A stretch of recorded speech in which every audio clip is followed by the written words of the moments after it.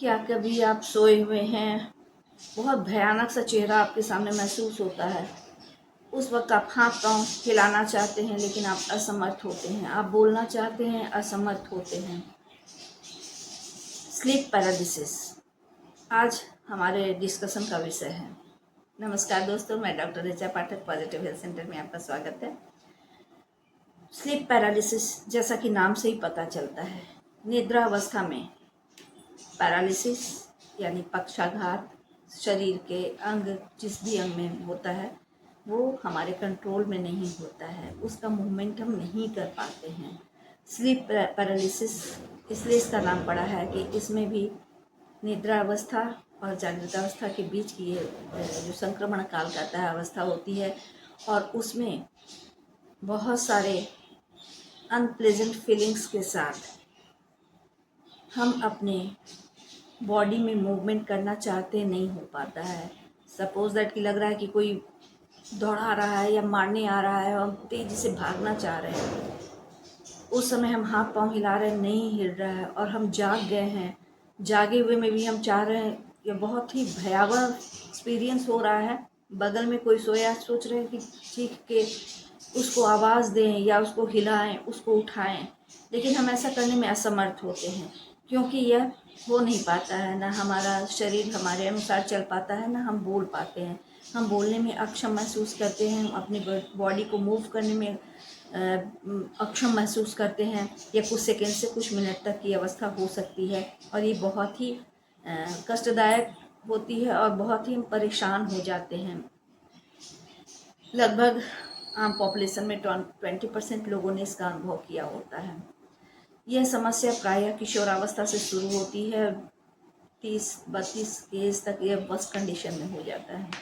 आमतौर पे इसको हम बहुत बड़ी समस्या नहीं कह सकते क्योंकि ये बहुत गंभीर नहीं होती है, लेकिन अगर इसकी वजह से हम दिन भर परेशान हैं, हम बार बार वो चिंता हो रहा है और हमारी नींद पर इसका असर हो रहा है कि हम सोएंगे तो फिर हमें ये डरावने एक्सपीरियंस होंगे, डर के मारे हम सोना नहीं चाह रहे हैं और हम बहुत ज़्यादा परेशान हैं। हमारी डेली रूटीन इससे डिस्टर्ब हो रही, सारा दिन हम थका थका महसूस कर रहे हैं।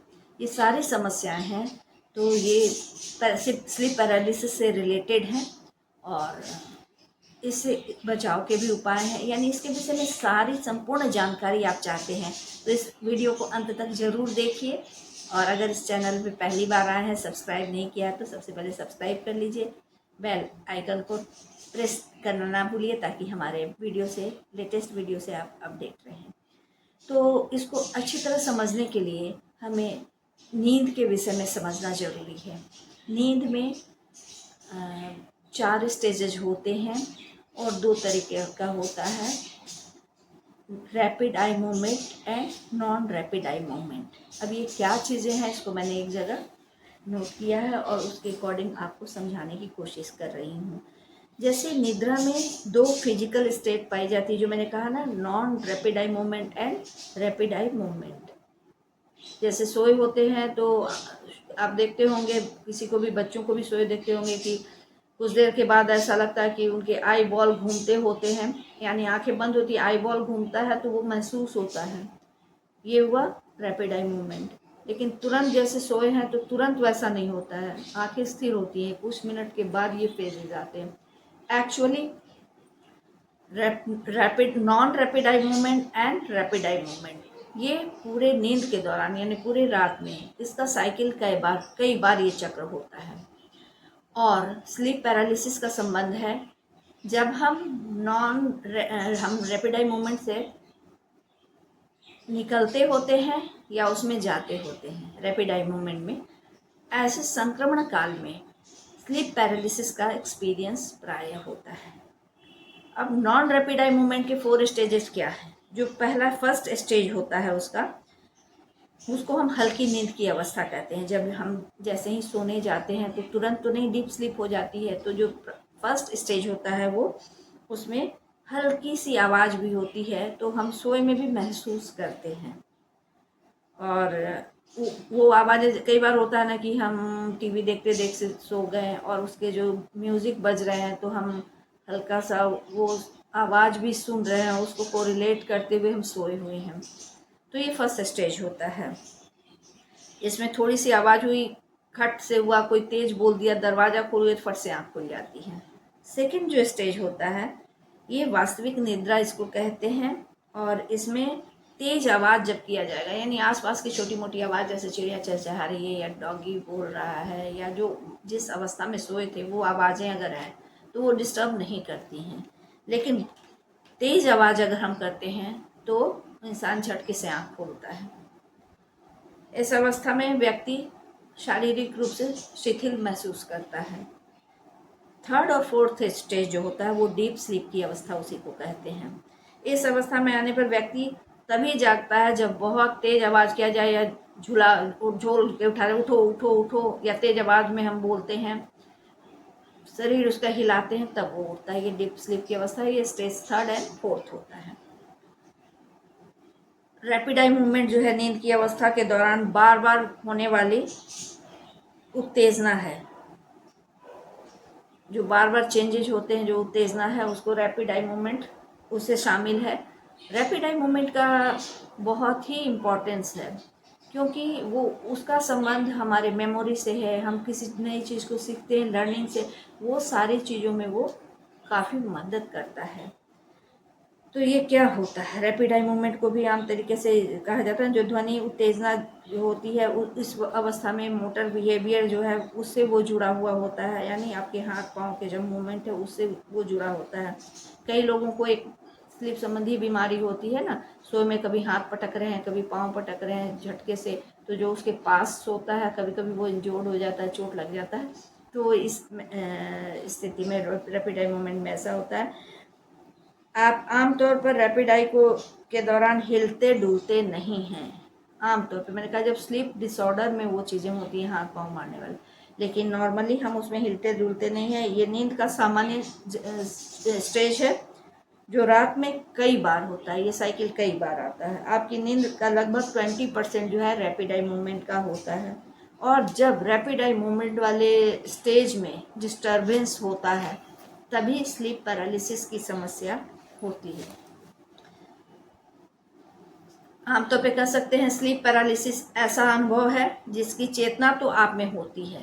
जैसे मैंने कहा ना, डर, बड़ा भयानक सा चेहरा लगा कि आपके ऐसे सामने आ गया और आप झटके, तो आपको चेतना हुई, आप हिलना चाहे डुलना चाहे नहीं हो पाए। एक्चुअली वैसे कंडीशन में आपके डरावने सपने को साकार होने से रोकता है।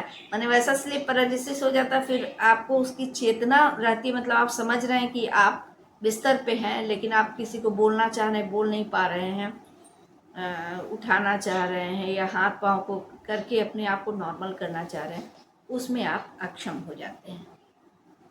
और जैसा कि मैंने बताया कि ये तब होता है जब आप जागने और सोने के बीच के चरण में होते हैं, यानी संक्रमण काल में होता है। न तो आप पूर्ण रूपेण डीप स्लीप पे होते हैं और न पूरी तरह जागे होते हैं।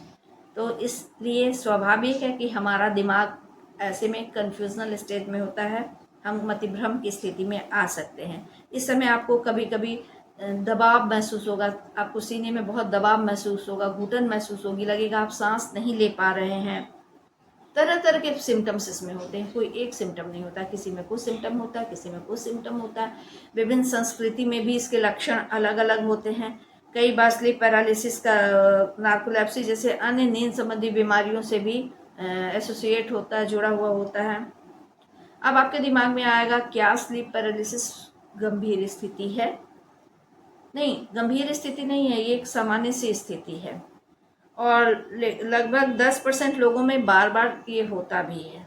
यदि आपको बार बार स्लीप पैरालिसिस की समस्या होती है, आपको नार्कोलेप्सी नामक नींद की बीमारी की हो सकता है कि उसकी वजह से हो रहा हो, क्योंकि नार्कोलेप्सी नींद की बीमारी जो है उसकी वजह से आपकी नींद पर्याप्त नहीं हो पाती है। और जब आपके स्लीप साइकिल डिस्टर्ब होंगे, जब आप पर्याप्त रूप से पूरी रात नहीं सो पाएंगे, ऐसे लोगों में स्लीप पैरालिसिस होने की संभावना बढ़ जाती है।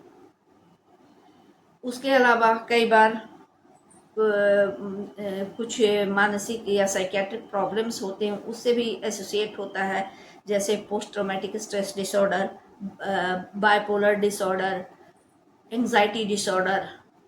तो ये सब चीज़ें अगर हैं तो वो आपके स्लीप पैटर्न को डिस्टर्ब करती हैं। चूँकि आपका स्लीप पैटर्न डिस्टर्ब हो रहा है, उसकी वजह से स्लीप पैरालिसिस होने की संभावना बढ़ जाती है। आप कैसे पहचानेंगे? इसके कुछ लक्षण होते हैं जिसके आधार पर आप पहचान सकते हैं, जैसे हिलने या बोलने या अपने शरीर के किसी भी अंग में जो आप गति करना चाह रहे हैं उसमें आप बिल्कुल अपने आप को उस अवस्था में असमर्थ पाते हैं। ये अवधि कुछ सेकंड से कुछ मिनट तक की हो सकती है। इसको कह सकते हैं एटोनिया भी हम कह सकते हैं।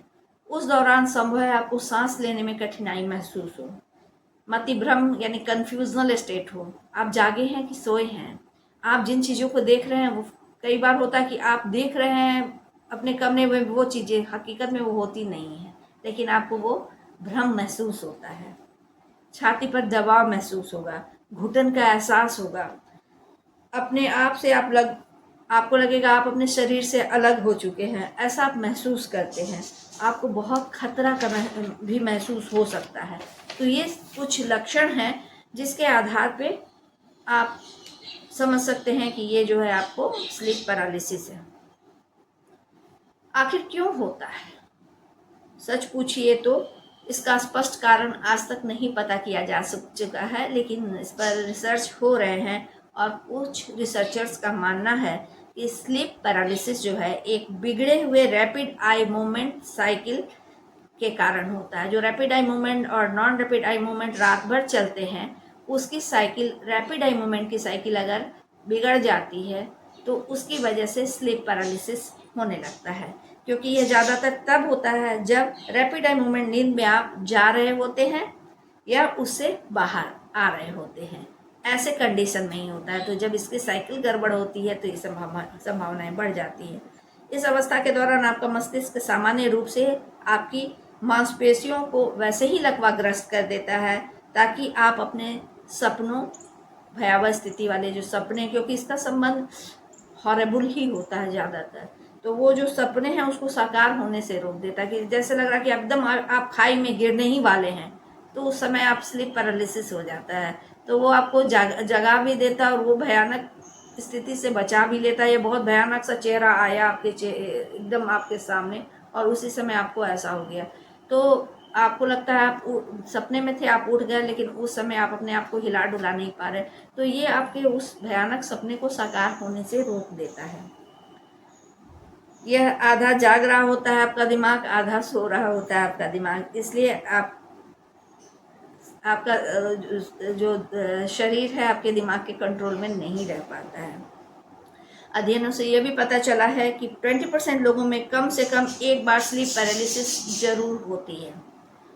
नींद विशेषज्ञों का यह मानना है कि स्लीप पैरालिसिस का आंशिक रूप से फैमिली हिस्ट्री से भी संबंध है। यानी परिवार में अगर किसी को हिस्ट्री है तो संभावना है कि आपको हो सकता है, मतलब श्योर नहीं है लेकिन संभावनाएं बढ़ जाती हैं।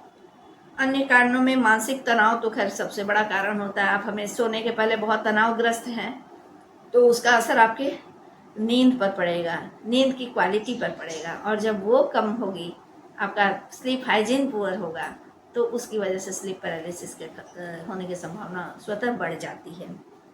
नींद का शेड्यूल जो है वो आप उसमें व्यवधान हो रहा है, यानी आप चाहे आप पढ़ाई के कारण, चाहे आपका कुछ ऐसा आजकल जैसे वर्क एट होम होता है, अगर फॉरेन की किसी कंपनी से जुड़े हैं तो जब आपके यहाँ रात होती है वहाँ दिन होता है, तो आप पूरी रात जग के काम कर रहे हैं, तो ये एक बहुत बड़ा कारण होता है। जो आपका शरीर बना है शुरू से कि रात सोने का है, दिन काम करने का है, अगर रात को आप पूरी रात जाग के कुछ कर रहे हैं तो स्लीप पैरालिसिस होने की संभावना न सिर्फ बढ़ जाती है, बार बार होती है, और इससे आप सारे दिन थकान भी महसूस कर सकते हैं।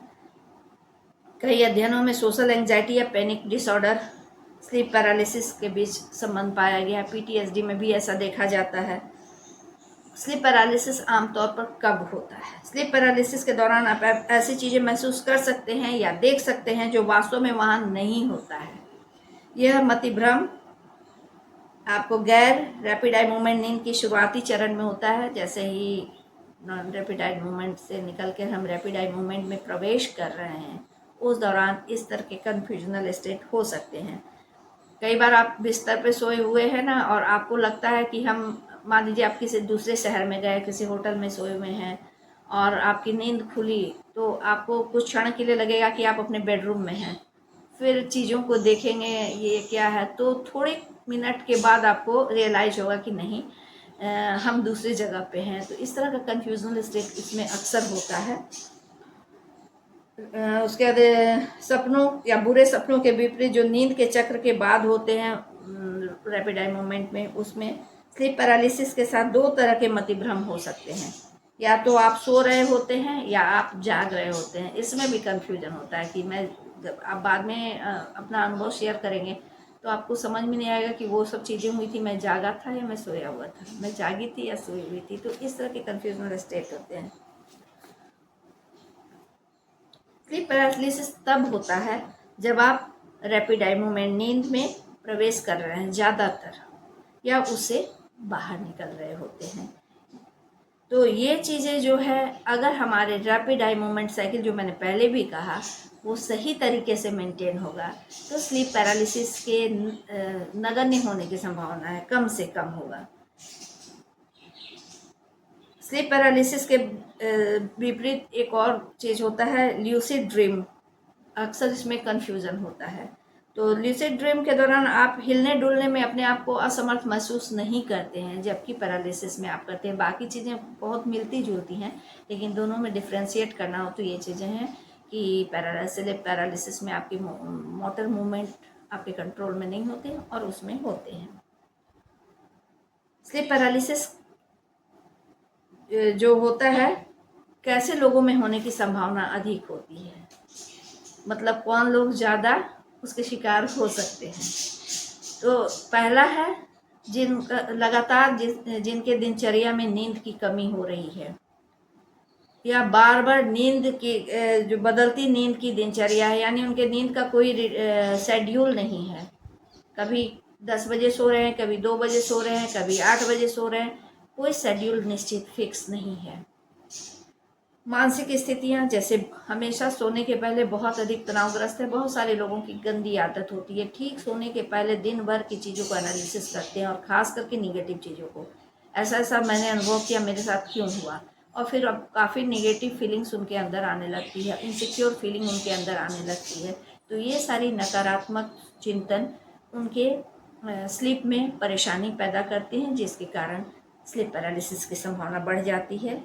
इसके अलावा कुछ मानसिक समस्या जो मैंने पहले भी बताया, जैसे bipolar disorder, post traumatic stress disorder, panic disorder आदि कुछ ऐसी हैं जिसके साथ स्लीप पैरालिसिस एसोसिएटेड हो सकता है। इसके अलावा एक और स्लीप डिसऑर्डर ही होता है कि सोते समय पैर में बहुत तेज़ दर्द या ऐंठन होता है। अगर उसकी समस्या है तो उसके साथ भी ये है, क्योंकि वो प्रॉब्लम जो है वो आपके स्लीप पैटर्न को डिस्टर्ब करता है। रैपिड आई मूवमेंट नींद में व्यवधान आता है, तो जब उसमें व्यवधान आता है तो स्लीप पैरालिसिस की समस्या बढ़ जाती है। कुछ खास दवाओं का साइड इफ़ेक्ट भी हो सकता है, जैसे ADHD, attention deficit hyper disorder जो होता है, हाइपर एक्टिविटी डिसऑर्डर, तो उसकी दवाइयों का भी कभी कभी साइड इफ़ेक्ट पड़ता है। और अगर आप ड्रग एडिक्ट है, मादक द्रव्यों का सेवन कर रहे हैं, आप निकोटीन ले रहे हैं, आप शराब ले रहे हैं, तो इन सब चीज़ों का भी नकारात्मक असर पड़ता है।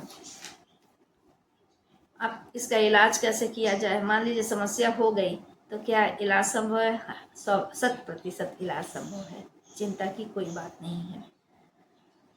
स्लीप पैरालिसिस के लिए प्रभावी उपचार बहुत स्पष्ट तो नहीं है, लेकिन आपका विशेषज्ञ आपकी स्थितियों को जांचकर परखकर उसके अकॉर्डिंग आपकी समस्या का समाधान कर सकता है। यानी कि अगर आपको साथ में साइकियाट्रिक प्रॉब्लम है, तो अगर आपके साइकियाट्रिस्ट आपका साइकियाट्रिक प्रॉब्लम का ट्रीटमेंट कर रहा है तो उसके साथ साथ अपने आप इसकी भी समस्या का समाधान हो जाता है। इसके अलावा स्लीप हाइजीन बहुत ही इम्पोर्टेंट रोल प्ले करता है। अगर आप स्लीप हाइजीन पर ध्यान रखते हैं, यानी अच्छे नींद की गुणवत्ता को बढ़ाने का अगर आप उपाय करते हैं, यानी टाइम पर सोना, आपका एक निश्चित टाइम हो, एक शेड्यूल हो, रात के समय सोने से कम आधे घंटे 1 घंटे पहले आपको किसी भी स्क्रीन से, चाहे वो मोबाइल हो, लैपटॉप हो या टीवी हो, दूर रहना है। उसके अलावा नकारात्मक सोच सोने के पहले बिल्कुल नहीं रखना है, निकोटीन का सेवन नहीं करना है, अल्कोहल का सेवन नहीं करना है। इस तरह की चीज़ें हैं। इसके लिए मेरा एक अलग से वीडियो है स्लीप हाइजीन पर, अगर आप विशेष जानकारी प्राप्त करना चाहते हैं तो उसको ज़रूर देखिए, तो उससे भी समस्या का समाधान हो जाता है। तत्काल जैसे आपको स्लीप पैरालिसिस हो रहा है तो उसको कैसे रोकेंगे? तो जब आपको बहुत महसूस हो रहा है कि हाथ पाँव काम नहीं कर रहा, उस दौरान आप एक छोटा सा काम कीजिएगा, जैसे पैर का अंगूठा या हाथ की कोई उंगली छोटी सी जैसे ये है, धीरे धीरे पूरा आप कॉन्सेंट्रेट कीजिए कि मैं इसको मूव करूं। बहुत दिक्कत होगी, हल्का हल्का आप मूव करेंगे, फिर ये छोटा छोटा मूवमेंट जब आप करेंगे तो धीरे धीरे ये आपके उस पैरालिसिस को कंट्रोल करता है। तो एक छोटा सा उपाय है जिसके द्वारा तत्काल आपको समाधान मिलेगा। और परमानेंट तो मैंने उपाय बताया ही। अगर आपको नार्कोलेप्सी जैसी पीड़ित स्लीप डिसऑर्डर की समस्या है, उसका ट्रीटमेंट होगा तो उसके साथ इसकी समस्या, क्योंकि ये स्लीप में व्यवधान होने से ही होता है। अपने टाइम शेड्यूल में अपने नींद को कम से कम रात में 8 घंटे अच्छे से सोने के का आपको उसको महत्व देना है, और ज़रूरी कामों को साइड करके पहले ये करना है। तनाव से अपने आप को यथासंभव बचाना है। आपको अगर इन सारी चीज़ों के अलावा कॉग्निटिव बिहेवियर थेरेपी बहुत लाभप्रद है, जो आपको आपका साइकोलॉजिस्ट दे सकता है। इसके अलावा रिलैक्सेशन थेरेपी भी इसमें काम आती है। माइंडफुलनेस मेडिटेशन और मेडिटेशन, योगा, ये सारी चीज़ें आप यूज़ करते हैं तो आप काफ़ी हद तक इस समस्या का समाधान कर सकते हैं। अगर इस प्रकार की समस्याओं से जुड़े और भी बहुत सारी तरह की कोई भी मनोवैज्ञानिक या मानसिक समस्या है तो आप हमसे कमेंट बॉक्स में पूछ भी सकते हैं। आपको इस तरह की आपको वीडियो अच्छे लगते हैं तो लाइक और शेयर कीजिए, ताकि अधिक से अधिक लोग देख सकें और मैं मोटिवेट हो सकूं। मैं फिर आपको इसी तरह कुछ महत्वपूर्ण जानकारियाँ लेकर दोबारा इस वीडियो में इस चैनल पे फिर आऊँगी कोई नए जानकारी के साथ। तब तक के लिए आपसे इजाज़त चाहती हूँ। धन्यवाद।